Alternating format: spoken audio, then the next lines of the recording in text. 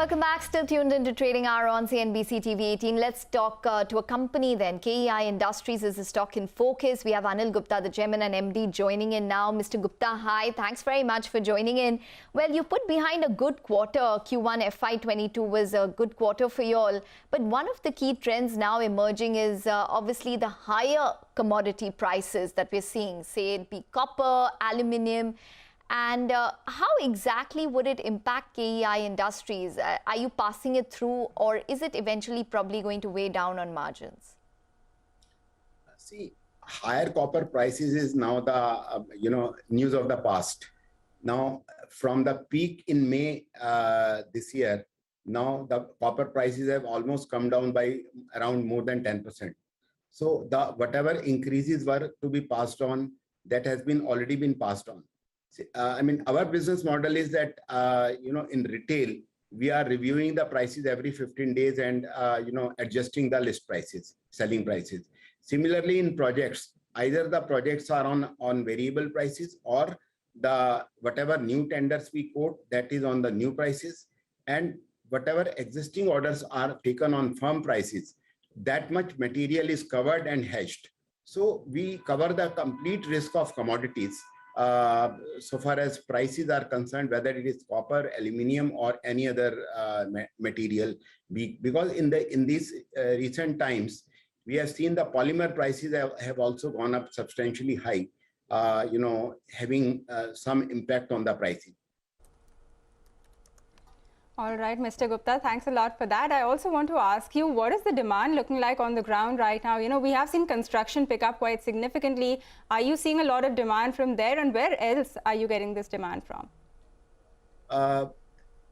You are right that construction is picking up and there is a significant demand coming from there. But apart from that, we are seeing a good demand coming from infrastructure projects, especially solar power, transmission and distribution segment, railway projects, railway metros, and other infrastructure projects like conversion of overhead lines to underground cables. So these are the sectors which are going to propel the industry demand and will continue. And we feel that this demand will accelerate now. Okay, you find demand will probably accelerate. Just give us a sense, because in Q1 of FY22, your cable business was benefited because of a low base.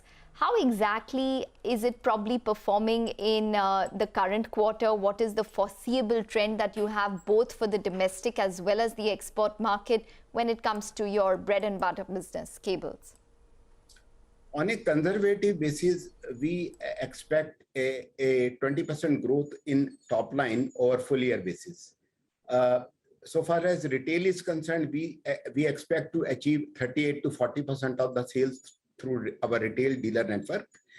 Exports are also picking up, but will remain at the similar level of last year, mainly because of the restrictions in travel. We are not able to develop new customers as there is no travel.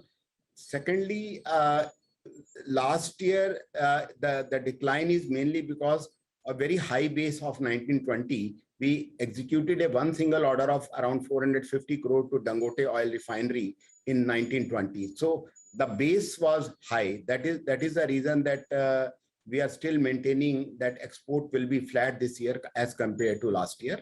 But we definitely see a good amount of growth in exports coming from next financial year. We are working on several countries to develop new markets and new products in that market. Okay, all right, Mr. Gupta, we're going to leave it on that note. Thanks very much for joining in and speaking with us. So at least expecting around a 20% growth is what the company is saying. The stock, remember, has been quite a rank outperformer, up around 7.